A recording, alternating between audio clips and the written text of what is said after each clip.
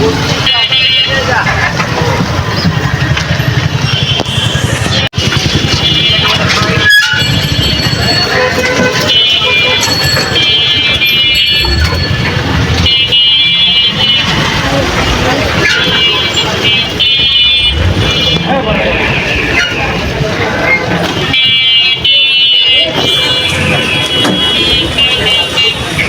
Everyone, আসসালামু আলাইকুম। সবাই কেমন আছেন? আশা করি ভালো আছেন। আমরাও আলহামদুলিল্লাহ ভালো আছি।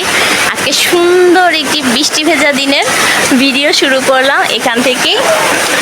আর একটু আগে মানজারের স্কুল থেকে আসলাম, মানজারকে পরীক্ষা দিয়ে নিয়ে আসলাম। আর রিক্সা নিয়ে বাসার সামনে আসতে না আসতেই একদম ঝুম বৃষ্টি শুরু হয়ে গেছে। যখন পরীক্ষা দিয়ে বের হয়েছি তখন ফোঁটা ফোঁটা ঝিরিঝিরি বৃষ্টি ছিল। তাড়াতাড়ি ভাগ্যেশ স্কুলের নিচের থেকেই রিক্সা পেয়ে গেছি।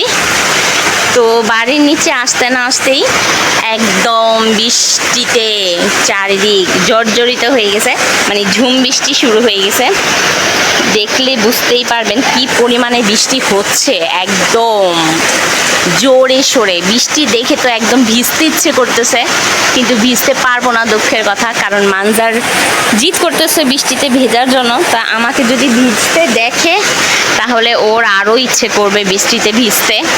ওর শরীরটা ভালো না যেহেতু, ওকেও বৃষ্টিতে ভিজতে দেওয়া যাবে না, আর আমিও সেজন্য ভিজতে পারবো না। বাসায় এসে দেখি মানহা ঘুম থেকে উঠে চিপস খাচ্ছিল। আমাকে দেখে এখন চিপস খাওয়া টাওয়া সব বন্ধ হয়ে গেছে। উঠে নাকি ঘুম থেকে উঠে প্রচুর কান্নাকাটি করতেছিল। ওর পাপা কোনো রকম ঠান্ডা করে চিপস দিয়েছে, তাই এখন আমিও একটু চিপস খাই। বাতাস মনে হয় অনেকক্ষণ আগে খোলা হয়েছে, বাতাস লেগে মচমচা ভাবটা চলে গেছে। আর স্কুল থেকে বের হয়ে শুধু নিচের দোকান থেকে একটা শাপলা নিলাম, শাপলা নিয়ে ডাইরেক্ট রিক্সা নিয়ে বাসায় এসে পড়ছি। কিন্তু তখন ভিজি নাই, কিন্তু বাসার নিচে এসে ভিজে গেছি পুরো। বাসার নিচে নামলাম আর না নামলাম রিক্সা থেকে, এমন জোরে বৃষ্টি, মানে গেট খুলতে খুলতে মা ছেলে পুরো একদম ভিজে একাকার। এখানে ঘরে এসে তাড়াতাড়ি করে এই যে এই রশির মধ্যে কাপড়গুলো ফ্যানের নিচে দিলাম শুকাতে, ড্রেস চেঞ্জ করে এখন একটু ফ্রেশ রিল্যাক্সফুল।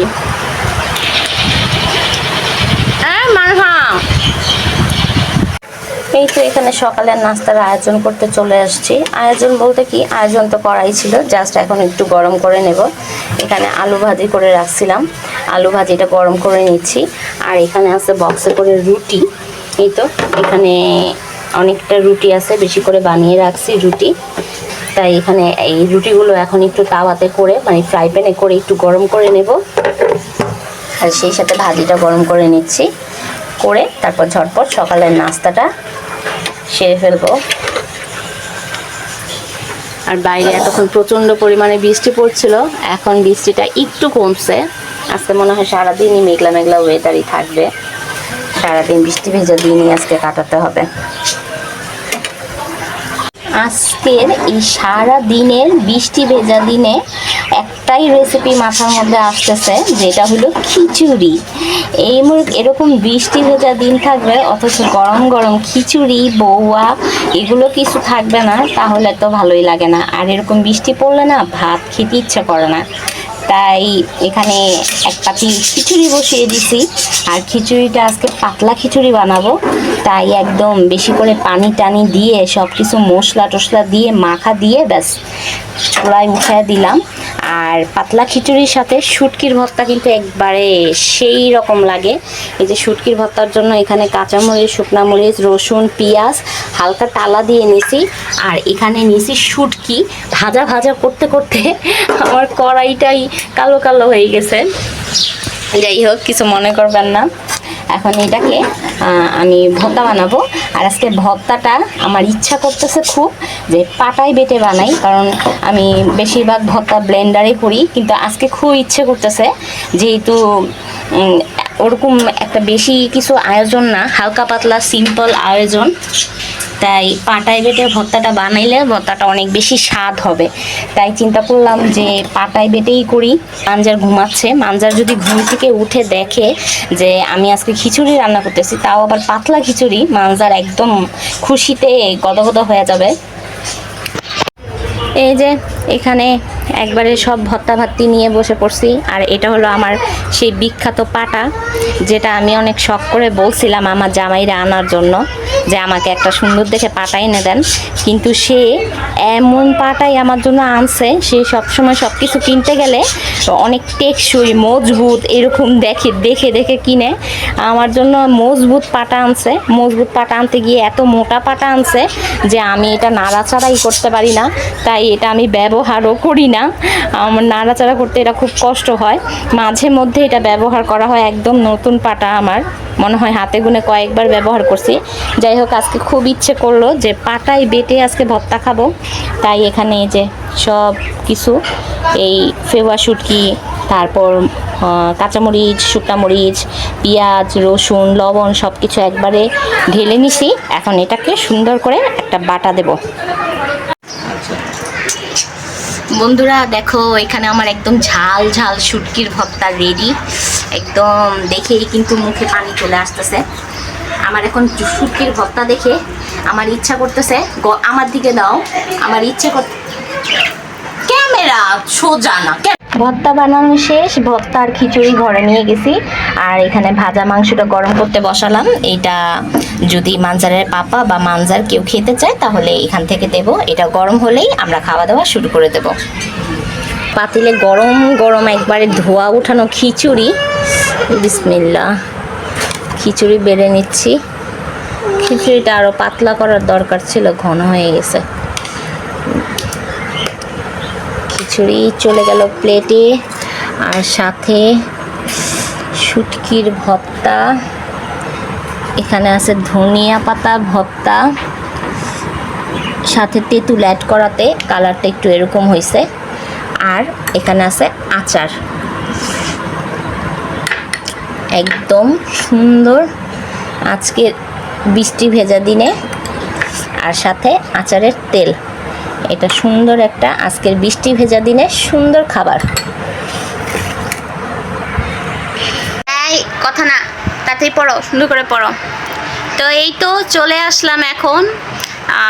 এশারের আজান দিচ্ছে, রাতের 8টা বাজে। এই রাতের 8টা বাজে আবার ভিডিওটা স্টার্ট করলাম, কারণ দুপুরে খাওয়া দাওয়া করার পর থেকে আর ভিডিও করিনি। আমি আজকে খেতে বসার সময়ও ভিডিও করিনি, জাস্ট একটু খাবার যখন ওদের বেরিয়ে দিছি তখন একটু ভিডিও করেছিলাম। এরপর থেকে একদম টোটালি স্টপ রাখছি, কারণ মানজারের পাপা খাওয়া দাওয়া করে মানজারের আজকে আবার রক্ত পরীক্ষা করার ডেট ছিল।